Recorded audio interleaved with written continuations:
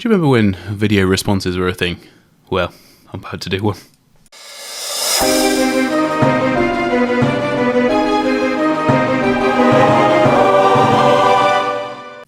So I just want to start by saying I don't obviously expect Jay or any of his team to particularly watch this or anything. I probably only expect about 7 views on this, but I just want to make the point that I, don't have any hate or vitriol for Jay at all. I actually quite well respect him, as he's a well-respected member of, the YouTube PC hardware community. And, this is just a bit of a fair critique, I think, on his video that he did recently about the 2 Origin PC laptops. And some of the stuff I think he could have mentioned or should have particularly mentioned for those videos. So, let's get right into it. Nothing triggers PC fanboys quite like saying, I like laptops. Okay, first thing is, it's obviously very provocative from the beginning. I'd be honest with you, I don't really think that many people who like computers have a problem with laptops. I mean, they're definitely a lot more viable than they used to be. That's right, Origin PC sent us 2 to take a look at here today that couldn't be any farther from each other on the spectrum of what they aim to be. Okay, well, we will see about that one. Yeah, so we've got 2 very different laptops aimed at very different purposes, and they really couldn't be any farther from each other on the spectrum. But on the surface, one just looks bigger than the other. But the reason for that is So they couldn't be any further from each other on the spectrum that they're aimed at different markets. I think that's one of the things that I guess I take a bit of exception with, that we will see going forward, because actually they're very comparable, as we'll see. And I think, off the bat, he set a sort of expectation that there's going to be this huge difference between the 2. Origin PC sent us 2 different units right here. This right here is the Eon 15-X. This has a full-sized AM4 socketed Ryzen 9 3950X CPU. Obviously, that's the highest end CPU you could possibly put in this socket. True for desktop as well, because it is a desktop socket with a full-on desktop CPU. We'll open it up later and we'll take a look. So small enough and light enough to travel with, have it not be breaking your back, and truly feel like a desktop replacement.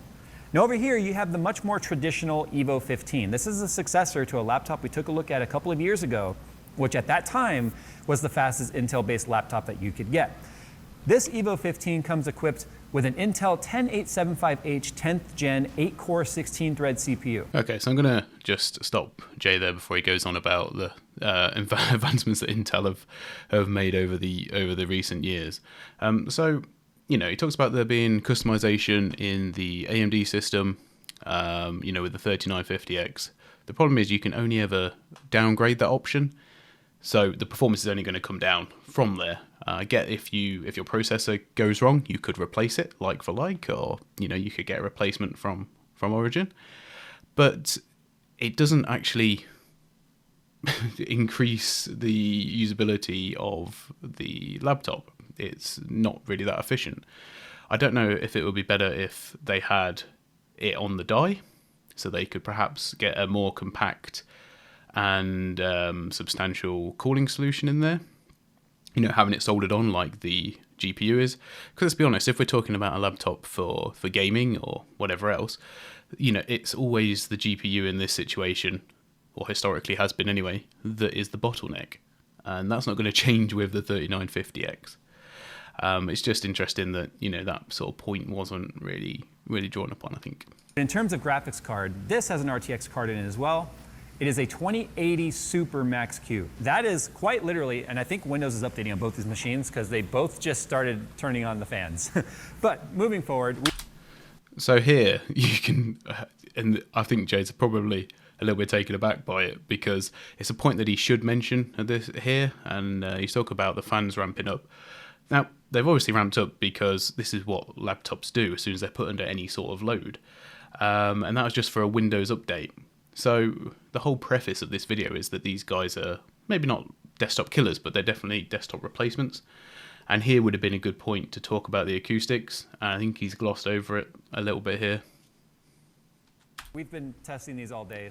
Because you can clearly hear it in his mic, is what I meant to say. So there's some heat soak in there already. When it comes to the performance of this guy right here, though, That is about as high as an Intel CPU that you can cram into a laptop, and as fast as a GPU as you can get in there as well. 4K OLED color calibrated panel. It's 60 hertz.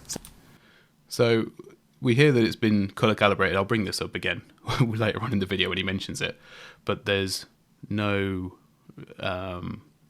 idea of actually what that's color calibrated to, you know, what it is on the sRGB scale. It's all right saying it's been color calibrated, but until you actually get any sort of ranges or percentages, how are you supposed to know how good it is? Much more configurable, though, is the AMD system when it comes to CPU options, whereas the Evo 15 only comes with the 10875H, at least at the time of making this video. So the concept here in today's video as we move forward is not going to be which is better, because we already know anything CPU-wise, this guy wins, hands down. No point in even entering the ring. Twice as many cores, twice as many threads as this guy over here. It's also got the cooling capacity of handling all of those workloads without doing major throttling, although it is worth mentioning. So we're not going to compare the two because one is clearly superior to the other. However, one has, yes, a 2080 Super, the Max Q one, so the cut down version, against the full fat 2070. The problem is that the GPU in the Intel system is better than the one in the AMD system, empirically. And also the single core performance of the Intel system is going to be higher than the AMD one. So just to take it to a base level of talking about core counts is not a particularly good way of comparing these two. And we'll get onto that a bit more as we go through, but I just wanted to bring it up there that, you know, this is effectively and should be a comparison video, really. And the 3950X in here is sort of locked to the eco mode, which is a function that's actually native to Ryzen and other motherboards. Regardless, the CPU in a desktop variant would pull more power than the laptop's going to allow it to do. Therefore, it's artificially limited at eco mode to make sure that it doesn't pull too much power from its power delivery system.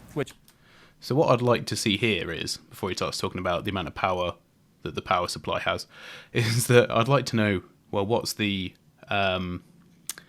boost speed and the base speed against the desktop version now that it's been brought down in power from 105 watts to 65 watts. Now that is a 40% drop in TDP to supposedly be able to account for the cooling and stop it from thermal throttling.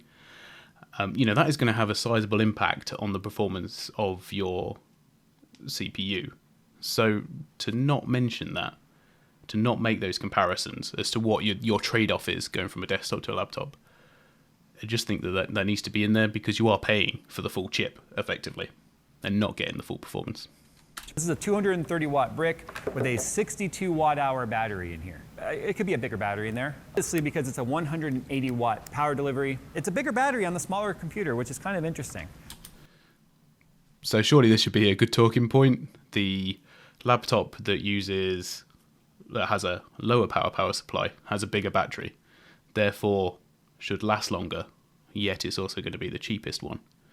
There is a mention as to testing the batteries. We never actually see that throughout the video, so in case I forget to mention it later on, there you go. I imagine it's because they're probably quite poor. Not surprising for these type of laptops, and I don't blame them at all. It's just the nature of the beast. The other thing that gets omitted here, I know from personal experience having my own gaming laptop, mine's just a 1060 with an Intel processor in. One of the, I think it's 4 cores, 8 threads, or 6 cores, 12 threads. But regardless, as soon as you disable, or as soon as you take it out of the mains plug, it downclocks everything pretty much as far as it will reasonably go. Games are locked to 30 FPS. There's no, I believe, and from what I've read, it's because there's no way of actually getting the amount of power required from the battery to the components, and it actually requires that brick to be able to have the power delivery to get you the performance. And I think that that's something that maybe a lot of people aren't aware of, because, you know, Jay's marketing this to people who have, you know, maybe seen a laptop 10 years ago and gone, well, these aren't fit for purpose. And, you know, in a lot of ways they weren't. And we've had the U series of processors that have been quite big in the Intel sphere, which have been, well, pretty much trash even for what they were meant to be for. And it's a genuine use case that people want to take it away and want to do work on the fly. So for them to know that they're not going to get the full performance, I think it needs to be in there. For me, anyway. Both of these actually feature, though, full-size RJ45 jacks, which... In fact, he's actually spoken about the RJ45 jacks. This is very pertinent to the whole idea that you're going to be, potentially using this as a desktop replacement, or you're going to take it somewhere with you. Once again, it feeds into the narrative that, your laptop's going to be plugged into the power supply when you're doing this. But, that is something that should be taken as a realistic use case. And I'm glad that that's in there. So I just wanted to bring that point up because I think it's something that some people could have glossed over. But, Jay's made a good point about this. And that one, I think, is extremely valid and should be in there. Look at the bottom. You can see plenty of ventilation, and you can kind of get a glimpse of the heat pipe solution that's inside the Eon 15X. We'll be taking a look at that. Again, we'll be doing a teardown after we do some performance tests here.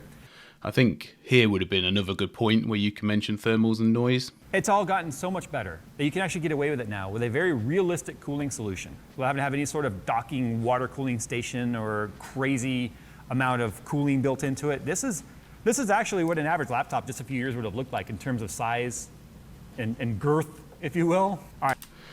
That's a very valid point and makes sense. I've seen some of those water cooling docking stations. They look a bit crazy, but yeah, he's made the point of that, we are definitely a lot more advanced further now than what we would have been previously.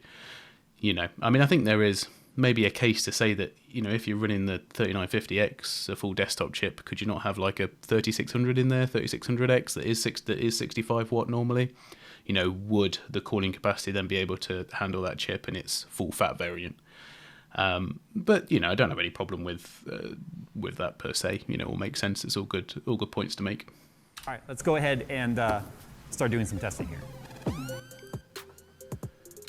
So I'm going to talk through these tests as we go along. So the R20 benchmark, it's obvious that you're going to get a better performance in the AMD machine. It's got twice as many cores as the Intel one. I'd say it's the same thing with the Geekbench, no surprises. So the Premiere Pro one is actually the most interesting benchmark in the whole thing for me. Now, the key selling point of the AMD machine with the 3950X is going to be for productivity, which is what Jay's tried to show previously with his synthetic benchmarks. Now, the difference in Adobe Premiere Pro 2020 that he's shown off here is that, this is now a real-world scenario with real-world performance. And the Intel system, quite handily beats out the AMD system.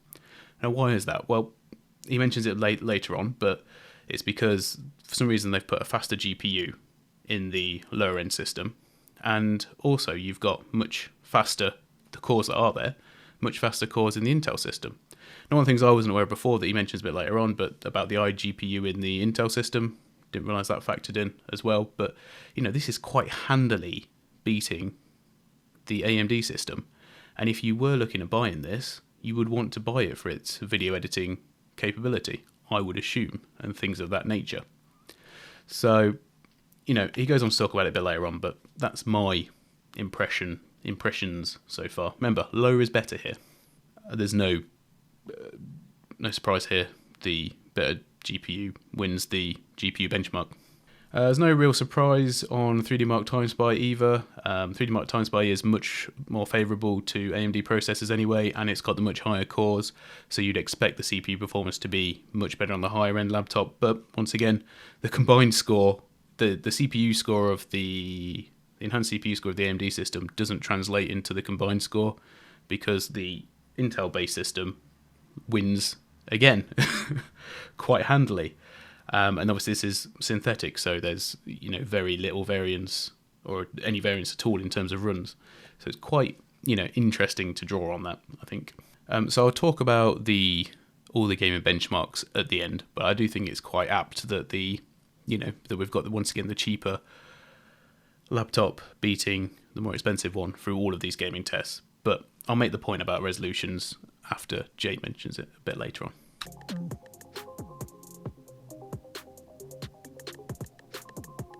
For a quick wardrobe change, 4 or 5 days later, we've had a better part of a week now playing with these laptops. That's why they're filthy. We've touched the screens, we've got skin oils and stuff on them because we've been using them. I don't know what Phil's been doing with them after hours, but I know Phil has plucked around on here. We've done temperature testing, we've done heat soak testing. We played around with power profiles. We've done a lot of things with this because we're trying to discuss. So one thing I didn't mention before, but they don't look very palmed up to me. It looks like they've done a good job of cleaning them if they haven't looked at them, which is fine. And I get what he's trying to say. But a lot of the stuff he's just alluded to, from this point on in the video, we don't hear any evidence of it going forward. And I feel like if I'd spent the time to mess around with the things that he'd spoken about, they should at least be worth some sort of passing comment on it, rather than just being like, this is what we did. That's fine. What did you find out and how did that impact it? I would like to know, personally. Discover here what the proper best use case is for each of these form factors. And that's really what the point of this video is, which we already discussed. The desktop replacement versus the thin and light. It really is exciting though. Whether you're into laptops or not, it's exciting because showing the amount of performance that you can get now in something this small is something that was not achievable until this generation, obviously. Since RTX cards have come out, the amount of crammed tensor and CUDA cores and RT cores, as well as the amount of CPU architecture that you can cram into these now, 8-core, 16-thread, 16-core, 32-thread, just makes them absolute beasts at anything that they do. So I agree with the fact they're impressive. That's the whole thing throughout the whole video that I will agree with. You know, especially if you've not looked at laptops in 5 or so years. What I will say is though, I bought a laptop when I was most comfortable that there was going to be some sort of gains. So mine's got, like I say, I think it's a 4-core 8-thread processor, Intel processor, and a 1063 gig in it. And that will run basically any game I want, not at ultra, but medium, high, or at least medium, at 60 frames a second. And it's got 144 hertz panel in it, and I paid £500 for it second hand. You know, the laptops have been impressive. They haven't just become impressive now. Some of the older ones I've been blown away by the performance that I've experienced from my gaming laptop when I bought it. Let's go and start with a discussion of gaming. One thing to point out, you might have noticed on those charts, is the resolution of the Intel system is a little bit different than the resolution of the AMD system. We're not too sure why it is, but instead of 1920 by 1080, we're getting 1920 by 1200. I think that maybe Windows might be somehow displaying the wrong resolutions. We don't know how. We'll look into that a little bit later. So I just wanted to point out, this should not be considered versus this. So I don't understand why he's now distancing the two laptops away from each other. We've had the Intel system that's running at 1920 by 1200. I don't understand why he's had that issue. I get, computers are fickle things and sometimes these things happen, but yeah, it just shouldn't be happening. So, when it's a 16 by 9, don't really get it. The point that makes me a bit more, I don't know if the right word is suspicious, but a bit more suspicious about it is that, the cheaper PC has beaten the more expensive PC in gaming just based on the numbers. And Phil goes on to mention, or Phil puts in that there's an 11% difference between the 1080 and the 1200p, effectively, resolutions. So it's driving 11% more pixels and still beating the other laptop. So just think about that for a second. That means that if it's already winning and it's driving 11% more pixels, chances are the disparity between the two scores are going to be even higher.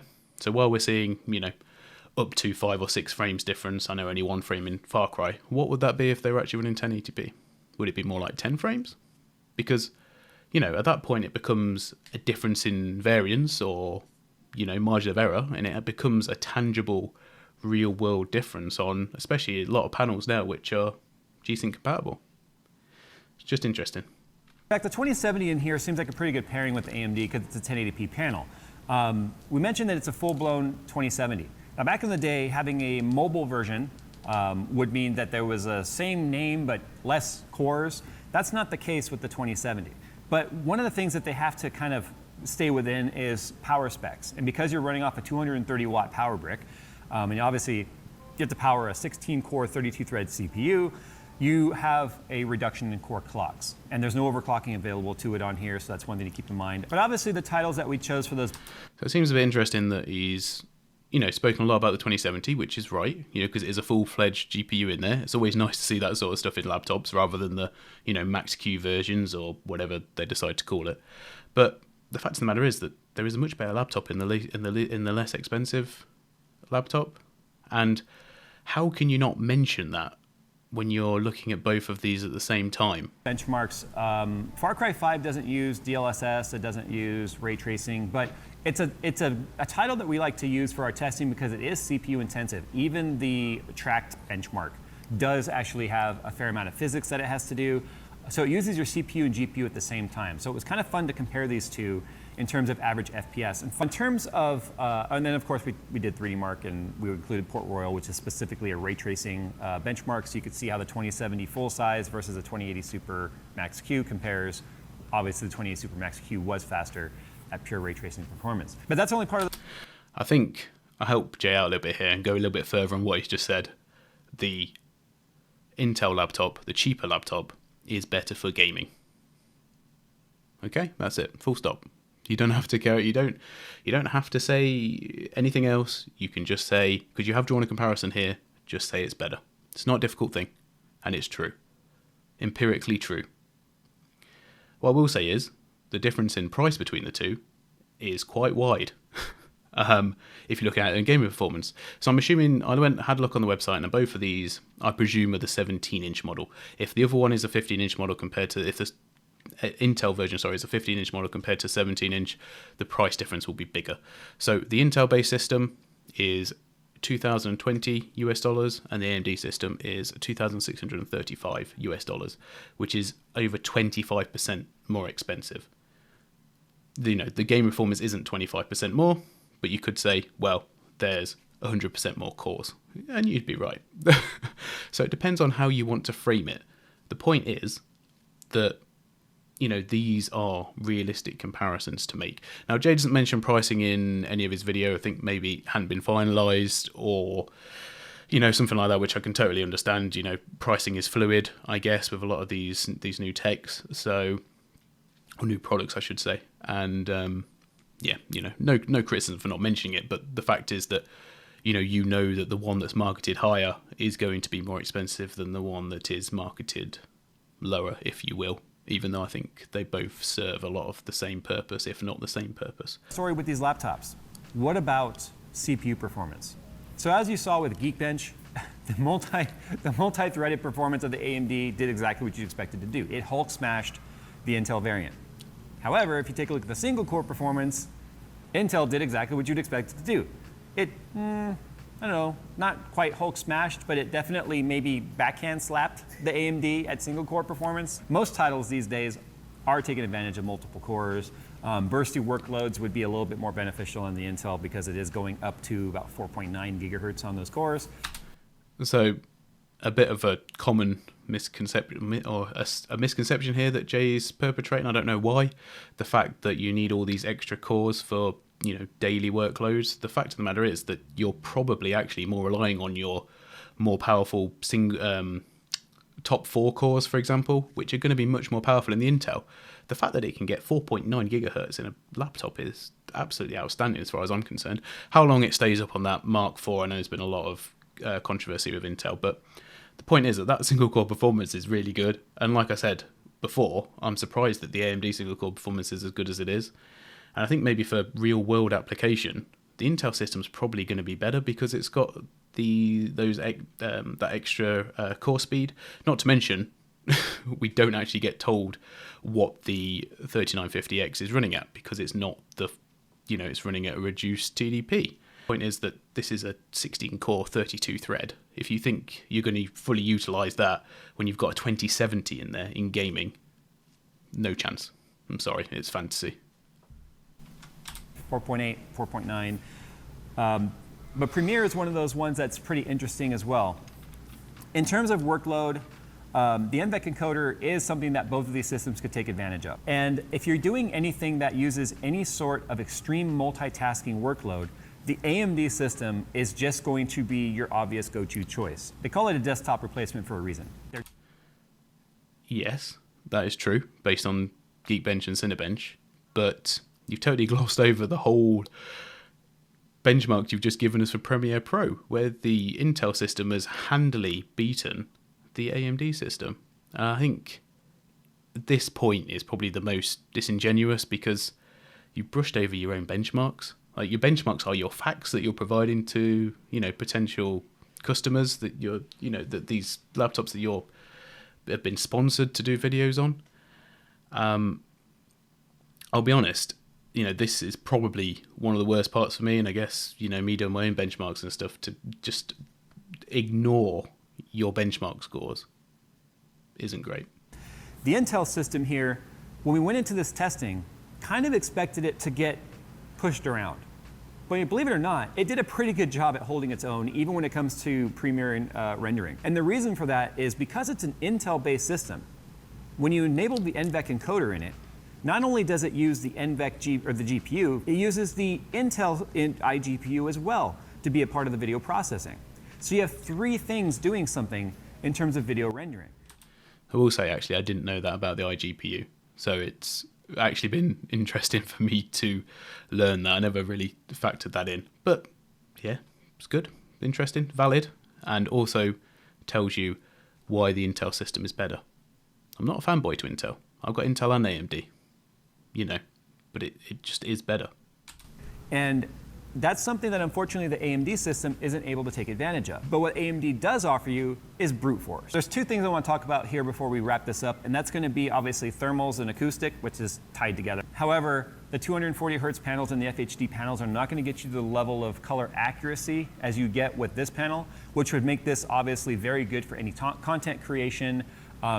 Colors on gaming pop, but for me, I'm more of a refresh rate snob than I am over color accuracy snob on something I'm doing games and stuff with. So if I were looking at this unit specifically for gaming and such, I would want the higher refresh rate panel. But the nice thing is that is configurable. I'm going to mention it again, but we've spoken about how good the colors are, and I know on the OLED, generally amazing colors, but tell people if they're going to want to create stuff and they're going to want that OLED screen on the cheaper unit, by the way, then they're going to want to know what its sRGB range is. Just a thought. The AMD system over here, being the 144 hertz panel paired with a 2070, does seem like a little bit of an odd pairing. However, both of these panels are calibrated. They are color calibrated. So you are going to be able to get pretty dang close in any of your content creation, photo editing, anything else that needs color. Either of these are going to be pretty good choices when it comes to that particular need. Now, acoustics, they're small form factor PCs, laptop, desktop replacement. And when you put them under extreme load, they're gonna make noise. That is the nature of the beast. That's it. That's all we get on acoustics. We don't get any testing, any acoustic testing in any sort of semi-controlled environment or with an ambient noise. I know from personal experience, these things ramp up really loud. They are one of the dominating forces in your room potentially when you're gaming, or when you're content creating, or when you're rendering a video.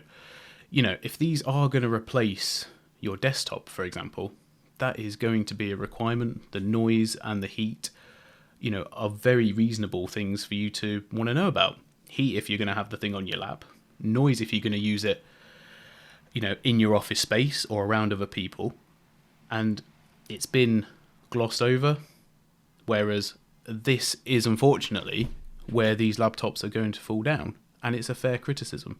And you do need to know about it. I'm not saying you need to get one of those special soundproofed rooms where you can hear your blood going through your veins or whatever. Nothing like that. But just some sort of testing to validate it or to compare it against something else.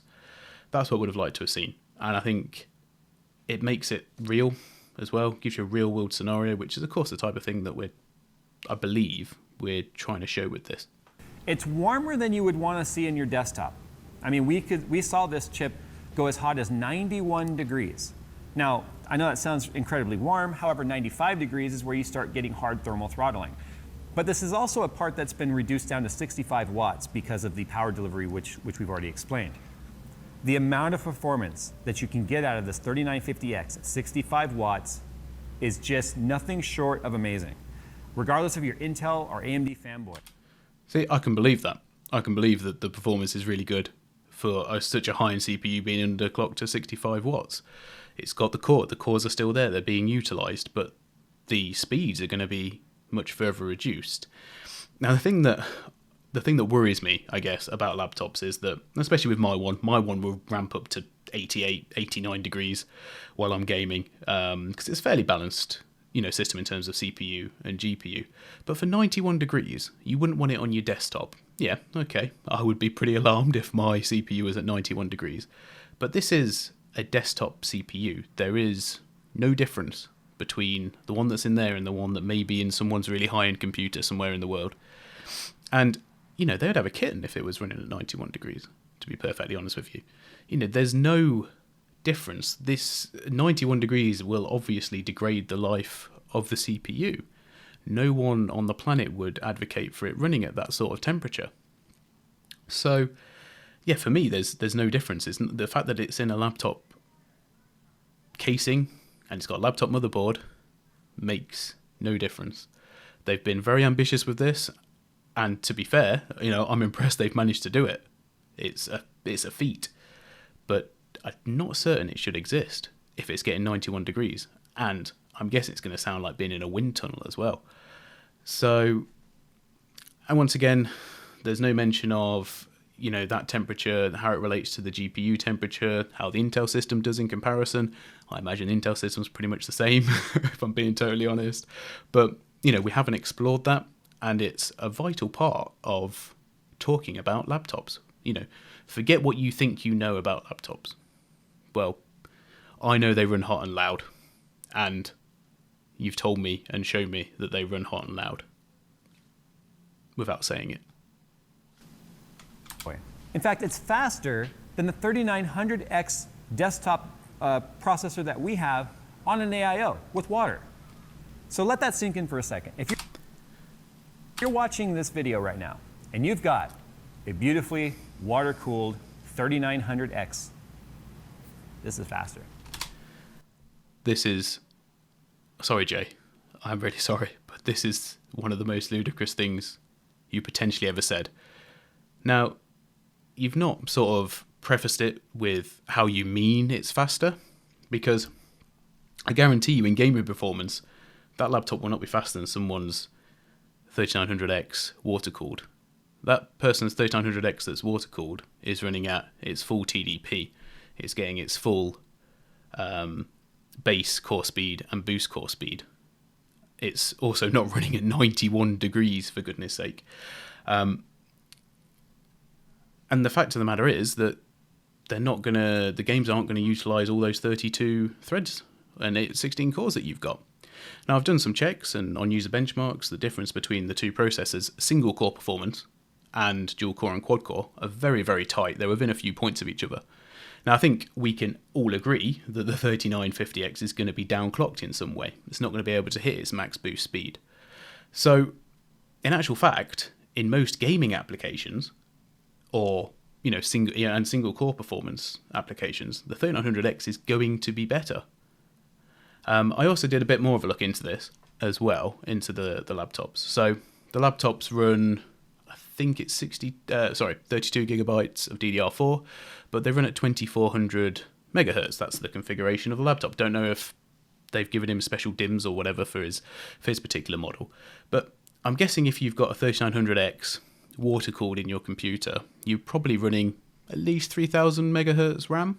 And of course, it's well known that AMD runs faster with faster memory and obviously like timings and what have you. But the chances are that if you have a desktop with your 3900X in, you're probably running faster RAM and therefore getting faster frame rates. And there is a difference. There's many videos where there's a difference between 2400 and 3000. Could even be 2400 against 3200 megahertz. So the only way I can see this argument working is if you purely go core for core, this number higher than this number, no consideration for anything else. And Jay is usually really good at analysing stuff with in a bit more detail, with a bit more nuance, and he's gone very rudimentary here and focused on headline numbers, which is a big shame. So there has been our look at these two units from Origin PC. So once again, a huge thank you for Origin for sending us both of these units to take a look at. The Evo 15, the successor to a laptop we took a look at a couple of years ago, which I think I said in the start of this video, my business manager is still using to this day. Although that one's on a Pascal, so I'm sure he's going to be like, hey Jay, what are you going to be doing with that laptop? It's probably time for an upgrade. And I'm going to be like, you son of a... And then the Eon 15X, which is eons ahead of any other laptop that you could possibly get that needs anything CPU related. So my question to you is... So that's right. Yeah, CPU related. Caveated that right at the end there, when obviously I would have said, but the other one is better and faster. So Jay goes on to ask a question of, what would you do with this computer? What would, what would you use it for? How would you utilize all those cores and threads and what have you? I know this is semantics, but I don't think it's the right question at the end. The right question is at the end is how, could these replace your desktop? That's the question. Is it worth the trade-off over a desktop computer? Or is it more impressive than you thought it would be, given all the points? So there's not much more of the video for me to look at on that one. There we go.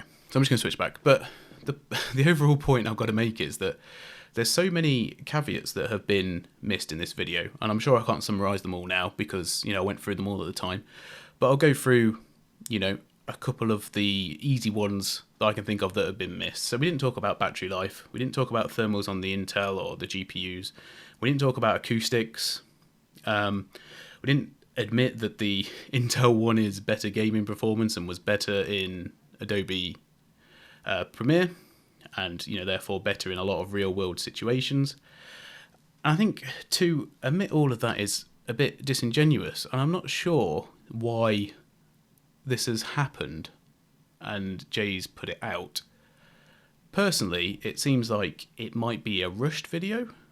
The scripting was rushed, or maybe there were certain key points that he was asked to say. I know it's a sponsored video, so it's always very cynical and easy to say, oh, well, it was sponsored, so therefore he's obviously pushed one against the other, used talking points that he was given, which, could well be part of it. I'm not saying it's not, but I don't want to just use that as a reason.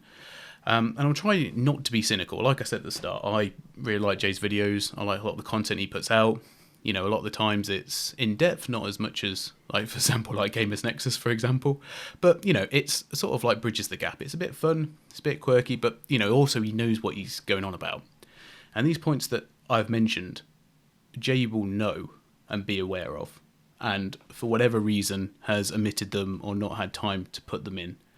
Like I said, I had a few, really sort of poignant exceptions to what was said in the video.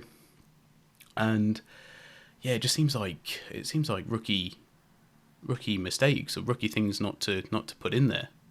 People will want to know a lot of the stuff that I've brought up if you are seriously considering spending, either $2,600 or $2,000 on the machine. And it's something that, I think, I'm not saying this video should be taken down.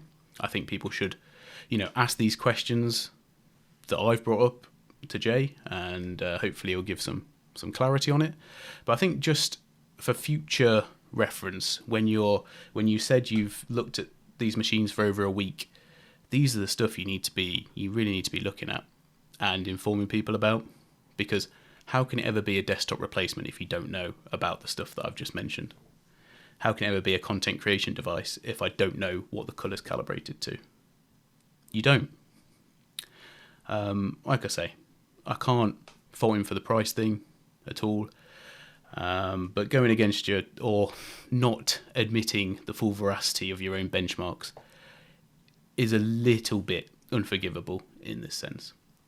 But there you go. I hope you've enjoyed the video, and I hope, you've learned something. If you have come from Jay's video by some miracle, then hopefully I've been able to impart a bit of, extra information on what, Jay started, built the foundations for. But, it is always worth having an extra look, I guess, if you're told something by someone. Even being told something by me, go ahead. Check user benchmarks. Check again at Jay's benchmarks. Look at the benchmarks regarding RAM speeds for AMD processors. They're there. It's all there and available. But I just thought, I felt strongly enough about this that I wanted to make a video and talk about it. And there we go. I spoke about it now.